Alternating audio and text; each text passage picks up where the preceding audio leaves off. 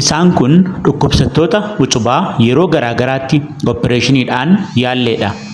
Wucubni opereeshinii kan barbaadu yoomidha? Har'a isa kana waliin ni ilaalla.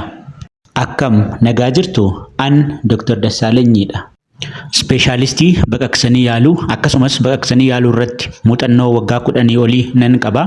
Opereeshiniiwwan gurguddaa 5,000 olis hojjedheen jira. Mana kanaaf haaraa yoo taatan akkaawuntii kana sabskiraayib gochuun akka jalqabdanan isin gaafadha. Anis immoo viidiyoowwan baqaqsanii yaaluu faana wal qabatan gara fuulduraatti isiniifan hojjedha jechuudha. Gara viidiyootti.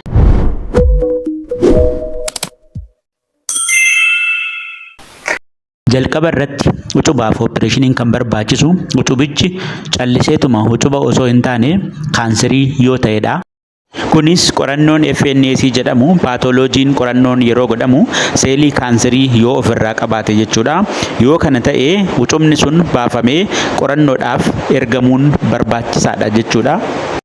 Gama biraatiin wucubni jiru kaanserii yoo ta'uu baatellee garuu immoo yeroo qorannoon godhamu kaanserii ta'uuf dhiisuu isaa adda baasuun yoo dadhabame yookaan immoo kaanserii ni ta'a jedhamee shakkii guddaan yoo jiraate wucubni sun opereeshiniidhaan baafamee qorannoodhaaf erguun dirqama ta'a jechuudha. Kana boodas kaanserii ta'uuf dhiisuun isaa adda waan ba'uu fi yaalii barbaachisaan ni godhama. Lammaffaa irratti wucubaaf opereeshiniin kan barbaachisu wucubichi wucuba hormoonii maddisiisu yoo ta'edha.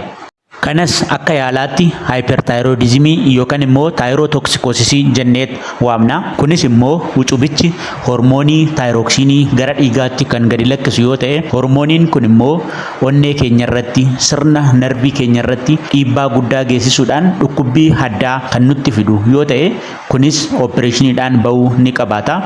Egaa opereeshinii gochuudhaan dura hormooniin kun akka inni gadi bu'uuf jecha qorichi ni kennama. Erga qorichi kennamee opereeshinichi godhamuu ni danda'a jechuudha. Sadaffaa irratti wucubni opereeshinii kan barbaadu wucubichi baay'ee guddaa ta'ee ujummoo itti nuti qilleensa baafannu cufuudhaan hafuura kutuu garmalee yoo fidedha.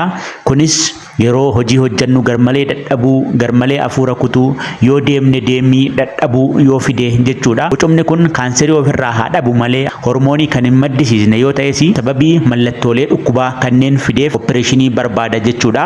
Sababni biraa opereeshinii barbaaduu fi dhiitonsaa baay'ee guddaa yoo ta'uu baates mormuma keenyarra taa'uu isaatiin mormi keenya akka hin bareenne gochuu ni danda'a.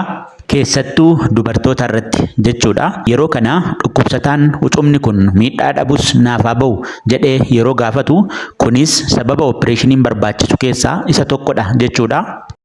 Isaan kuni dhukkubsattoota nuti yeroo garaagaraatti opereeshiniidhaan yaalledha. Wucubni isaan qabanis kan warra kaanii faana yeroo ilaallu baay'ee guddaadha. Wucubni isaaniis kan opereeshinii barbaadu waan ta'eef opereeshiniin hojjetameefiira jechuudha.